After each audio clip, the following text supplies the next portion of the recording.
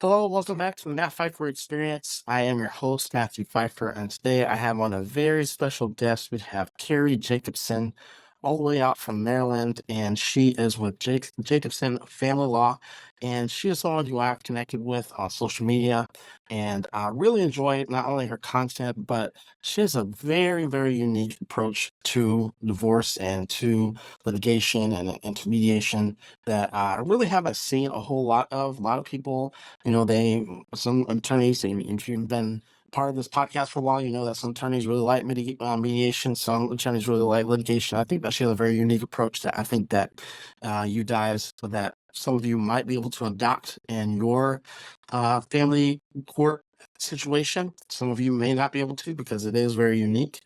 And so I'm looking forward to having this conversation with you, and hopefully this is something that might be able to help your situation out and reduce a lot of the stress level. And so, without further ado, let me introduce you to our guest, Carrie. Welcome to the Matt Pfeiffer Experience. Let me kick it over to you and let us know a little bit. How did you get started? Thank you so much for having me. So I have been now working in the divorce legal space for over 10 years. I have always known that I wanted to be an attorney of some sort, probably as young as elementary school. That changed over the years. Initially, it was being an assistant state's attorney, which was going to lead me into a judgeship. At one point in my life, I had intended to go to the FBI, but I ultimately found myself in the family law space. And now, primarily in the non-litigation space. So, I primarily work with clients who are mediating their divorces because after doing, the traditional family law, you just see how toxic that court system is for families and especially kids. And so we work with our clients to quote unquote keep the drama out of their divorce. So I don't know if I told you, but I also wanted to go to the FBI, and I wanted to be a forensic psychologist for the FBI. My daughter actually wants is, and that's what she's going to school for as well. Did you want to do something in the legal field, or what did you want to do for the FBI? Yeah, so my intention was always to go to law school. I knew that was a path Yeah. into the FBI, so that was my original plan was to go to law school first and then join as an agent. But then ultimately life got in the way, and I decided to take a different track. Yeah, absolutely. Now, there's such a so at least in the minds of most, such a dramatic difference between the FBI and family law of all things. What was it about family law that really grabbed your attention versus criminal law or any other field? Yeah, so ultimately, my undergraduate ended up being in sociology and psychology. Okay. So that really dovetailed well into the family law space once I, began law school. Yeah. And it's dealing with people, it's dealing with everyday issues, and every situation is different. No matter what the fact pattern is, it's always so different from one situation to the next. Yeah, absolutely. And you have been doing it for 10 years. What would you say? Are there any Were there any misconceptions that you had going in that once you were actually involved in family law, you're like, oh, this isn't what I thought at all. It's actually this. Or are there any misconceptions that people have, whether it be that they talk about on social media or just in general that people have about family law that may not be accurate, whether it be in a positive way or in a negative way? Yeah, I think what we all see, what the media portrays is that the initial thing you have to do when you're going to initiate a divorce action is you have to file with court. You Yeah. have to start by filing your complaint with court, and that is how you start a case. And I disagree with that. I think that really that should be one of the last things that you do because once you initiate that court filing, that brings the conflict level up 10 notches or more, Yeah. right? Even if it is intended to be an amicable resolution. So, what we really work with our clients on is trying to resolve all of the issues first and leaving that court filing until the end. Yeah. Reaching that agreement first and only using court as the last result. That's such a unique perspective, and one that I think there's a lot of people who talk about it in terms of that they are kind of ultimately know that it's not going to end up like that. But it sounds like that's really what you build your practice on, to a point where I think that you said, correct me if I'm wrong, that if someone isn't able to sell, you actually refer them to another attorney if it does go to litigation, where you just absolutely don't litigate whatsoever. That's true. And I think that's what sets us apart in the sense that we have no incentive for their case to fall apart, Yeah, right? We have no reason to drag their case out because we're not going to benefit if they don't resolve. yeah, So we really are looking at it from the point of view of how can we help our clients reach their goal as quickly and as streamlined as possible, because that's ultimately how we can help the most people. yeah. What now? Some of the things that you talked about, and we're going to get into being proactive with with your marriage and with all your assets and those sorts of things here in a second. But I really want to kind of, because most people, I should say most people, but a lot of people, Mhm. kind of by the time they realize that they need a divorce or they're going to get the divorce, I mean, the prenups out the window, things are already very contentious. By the time someone has hired you or another attorney, things are really, really starting to boil over, just like you said, in terms of filing in court and those sorts of things. What are some things that you or someone else could do in their situation that really starts to alleviate or really starts to kind of soothe things over before you really start going down that path of starting trying to negotiate over the house or the couch, the kids, those sorts of things? So, one thing that I think can be very helpful is for individuals to either be working with a therapist or a divorce coach. Yeah, Dealing with the emotional side will really help people be able to focus on the negotiation and the business side of the divorce. yeah, And obviously, the negotiations and anything related to divorce has the emotional side, but it's compartmentalizing that yeah, and looking at what the big picture is. Focusing on what are your goals and how can you reach your goals in the most straightforward way.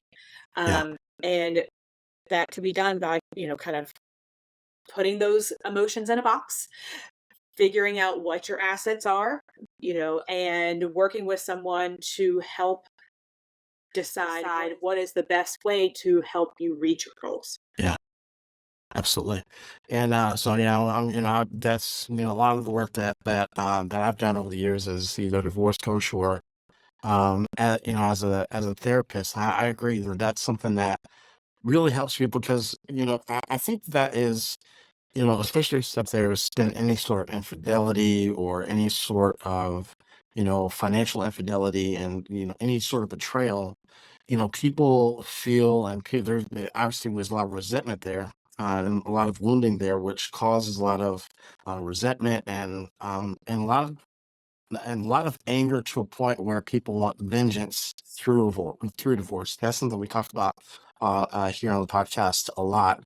Is not going for Mm. vengeance. And do you see people, at least initially, who kind of talk about that, who have those type of thoughts? And what do you say to people who really kind of want to get after their spouse, or they kind of feel like their spouse really wants to go after them?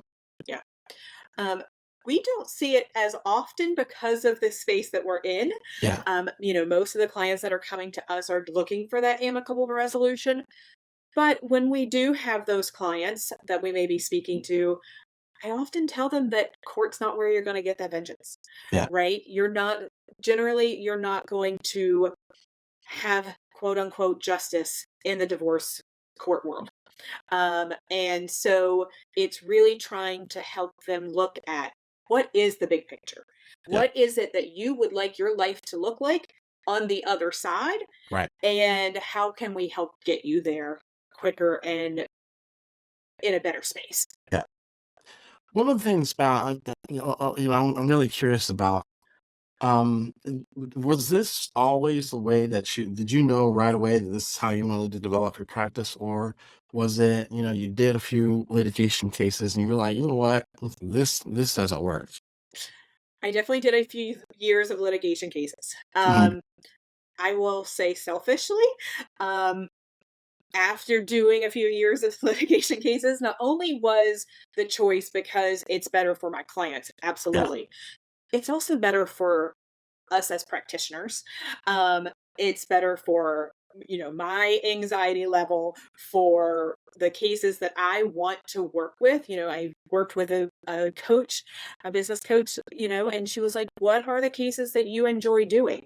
And I was like, "This is what I like, and this is Yeah. so how can we make that marketable?" Um, and I get many colleagues of mine that really wish they could pivot to a firm like mine, but so many people are worried about not having enough of them. You see? Um, but this is just really where our passion lies. And I just enjoy the work that we do for our clients, helping them get to a better resolution. Yeah, well, and first of all, congratulations, because it does, take a lot of courage to be able to step out and to really do something different. And we've talked multiple times on here on the podcast to a lot of different people about litigation and how a lot of times people think that litigation provides some sort of resolution, Mhm. when in reality, what happens is that oftentimes that leads to more modifications, more Yep, fighting afterwards. The chances and the likelihood that you're going to end up back in court is extremely high when there's litigation. We understand there's times where it's just not avoidable because of the person that you're dealing with, or sometimes you might be that person that you're dealing with. Um, but um, but if you can do it and you can resolve it in an amicable way, the likelihood is that you're going to find ways to compromise after the fact as well, from what I understand. absolutely. And oftentimes there's an agreement that requires you to participate in mediation as a first level before going back to court. Yeah. And many times people are able to reach a resolution with the help of a neutral third party. Mhm. Now, one of the things that you talk about and to really help alleviate these type of things is a prenup. And I know that when people hear that word, there are so many stigmas, and I've heard, I've talked about it online. I've talked about it in multiple different videos, and people have so many different resentments towards it, and Yep. there's so many different misconceptions, especially if I shouldn't even say especially, but you hear a lot of people who is not the high income earning spouse in the situation who is afraid of a prenup because they're afraid that they're going to get left with nothing. We talked about it here where, that's not necessarily the case. Um, if the prenup is written properly. Can you talk to us about prenups? Why are you so pro prenup, number one? But also, why is it and how can someone who may not be the high incoming person in the situation really protect themselves with a prenup where it's actually designed for them just as much as it is for the other person? Absolutely. So many divorces happen because people don't communicate about money. A, Yeah. there's a breakdown of communication, and B, they don't talk about money, right? And so, what I think of a prenup is starting out the relationship talking about money and Hmm. getting on the same page with how you're going to handle money in the relationship. We Yeah. also mediate prenuptial agreements. I think it's a great place to start that conversation. And so I look at the prenup as like an insurance policy. It's something you Yeah. have in place. You hope you never have to use it, but it's there. And you put it in place when you're in a loving relationship with the hope and expectation that you're going to continue, you know, with that ongoing. Instead of when the relationship breaks down and now you're having to figure out, well, how much was my house worth when we got married and all of those things. So it's really a snapshot.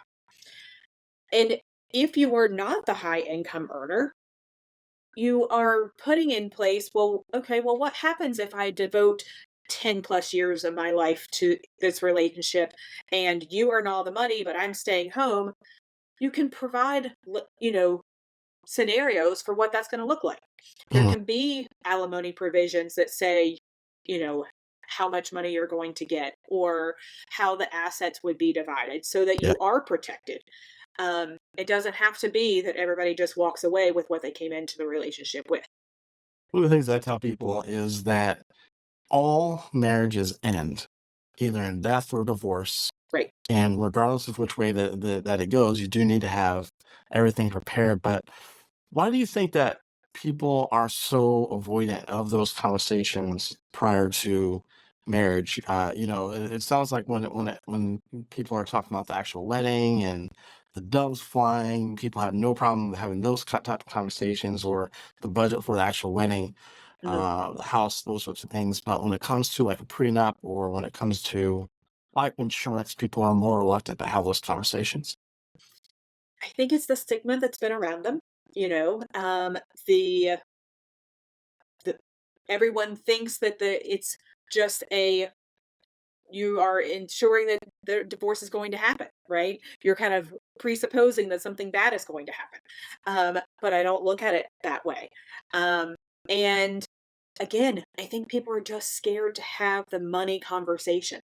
Yeah. I think many couples simply avoid it altogether. And that also leads them to avoiding it in the prenup conversation. Yeah, absolutely, absolutely. Now, I do you do a lot of post-ups as well? We have definitely seen an increase in the post-nuptial agreement arena. Mm, yeah. Seeing it more so with couples where one spouse has started a business and wanting to figure out exactly how that business will be handled in the event of a separation or divorce, or as you mentioned, death, because prenups deal with both divorce and death. Mhm. um, and sometimes it's okay, well, maybe we hit a rocky spot in the marriage. We're not necessarily going to get divorced right away, but let's put in some provisions in the event that it does happen. Yeah. So when it comes to, one of the big pushbacks when it comes to prenups and postnups is that it's just a piece of paper and you can fight it in court. And courts don't honor them, they don't respect them, those sorts of things. Number one, is that true? Number two, if it is, like, what are some things that people can do to continue to protect themselves, or does it just have to be done in the right way where it does provide the protection? What does that look like? So in my over 10 years of experience, I've never had a scenario where a prenup was not upheld. Mm, So that being said, it's a contract. So all of the normal contract provisions, defenses come into play. You should not wait until the day before the wedding to present it to your fiance. yeah, You should both have attorneys to help you with the negotiation and making sure that you understand what it is that you're entering into.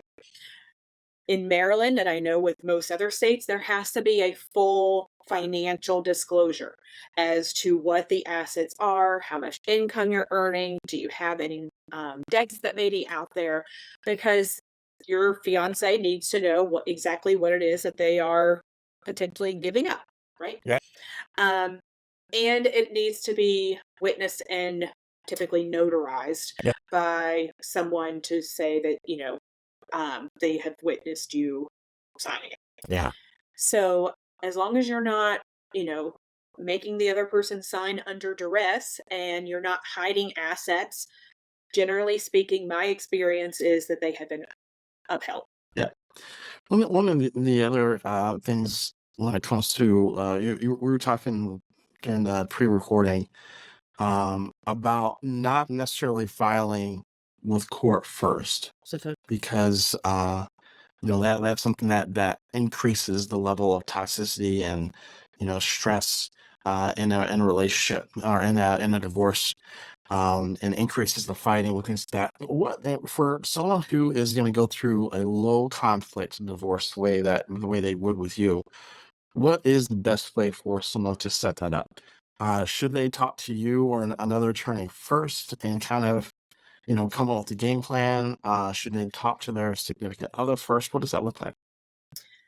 That honestly varies. And it really depends on the particular couple.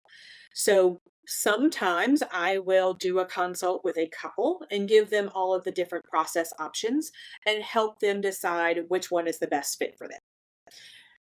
There are some times when we are working with one spouse and they simply are the initiator, if Yeah. you will, Mhm. because they know that either the other spouse just is going to drag their feet. Not that they don't want the divorce, or not that they're not going to be susceptible to divorce, but they're not the person to get things done. Right. And so our client is then taking the initiative to start the process. Yeah. Um, and I very much believe, the more people can have conversations, the better, because Mhm. as you mentioned, they're going to need to continue to co-parent with one Yeah. another. This is not a one-time thing for most of our clients. Yeah. So we typically do not tell our clients, you shouldn't talk to your spouse. Um, it's figuring out how the other person is going to respond. Would they prefer to kind of know that things are going on in the background, Yeah. or do they need to see it in black and white first? Yeah. And so I think it just depends on that particular individual as to what's the best approach. One of the things that, most people who listen and watch this podcast are people who are coming out of a high conflict or toxic relationship, sometimes abusive or domestic violence relationship. And with that being said, sometimes, and so whenever I work with people, there was this perception that they thought, or sometimes just wishful thinking that it could be a divorce like this, right? And that we can end this amicably.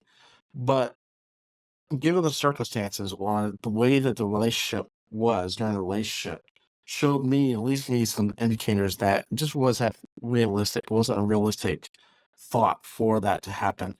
Um, do you see people, at least in your initial consultation, where you might say, listen, this isn't going to end amicably? And Mm. if so, number one, what are those signs? Number two, like, and how would someone tell that, like, yeah, I hear what Carrie's saying, but that doesn't align with what my situation is, what this relationship is, and I need to prepare better for more of the litigation type and, go with a different type of attorney. Yeah. So usually this is a situation when I'm working with an individual in a consult, because if it's a couple, they've most of the time they've decided this is how they're going to approach it, right? So it would be if it's an individual client who comes to us, and typically it's because of the other individual. Um, so signs I'm looking for: is there substance abuse? Yeah. That can be a key component. Is the other person in a headspace where they can negotiate and be willing to? Um, Another key component is part of their mental health issues. Has this individual been diagnosed with any mental health challenges? And if so, what are those mental health challenges? Um, Not all of them completely negate situations. We work with many clients whose spouses have anxiety or depression, and those types of things, and that is perfectly fine. There are people who have other mental health challenges where that is not going to work. Right. Borderline personality. I really don't love using narcissism because it's so widely thrown out there, Right. but there are scenarios where that is a true diagnosis and Right. is a component that is going to impact the ability for that case to settle. Um, what is the willingness of the other person to settle? Have you had a conversation with them? Mhm. Or is the other person going to be the one out for quote unquote revenge? I'm not gonna give you anything because Right. I just have to be right. So in those scenarios, sometimes litigation is, the only thing that they can do. That being said, even 90% of the cases that go through litigation end up settling. Yeah. So the question is, how much money are you going to spend and how much time is it going to take you to get to that settlement table. Yeah. Um, and unfortunately, what I saw during litigation practice is sometimes it's on the day of trial. Yeah. You've spent 50, 60, $100,000 to go to get, It is something that go. they can down for a few thousand with you. Absolutely. Exactly. One last question I have because you brought up our a word that we love and hate all at the same time with narcissism. Has there ever been a situation where someone has come in and could have sworn that their significant other was a narcissist, but they were actually able to settle with you and have an actual amicable divorce? It does happen, especially if both sides are represented. Yeah. Because if both sides are represented, then oftentimes the attorney for the other side will let them know what they're offering really is reasonable. It's Mhm, pretty much what you're going to get if you go to court. mhm, Um, because we don't make completely unreasonable settlement right. offers because it doesn't set up our clients for success. So if they have an attorney who is willing to really let them know, this is what you're pretty much facing, Yeah. then it really can be done. Yeah. Awesome. Awesome. Carrie, thank you so much. You are a wealth of knowledge and obviously have so much experience, and you've been great to have on and to teach us all about a different side of divorce that a lot of people don't. I think a lot of people talk about mediation and but not to a point where they actually build their whole practice around having a low conflict divorce. We appreciate you being on.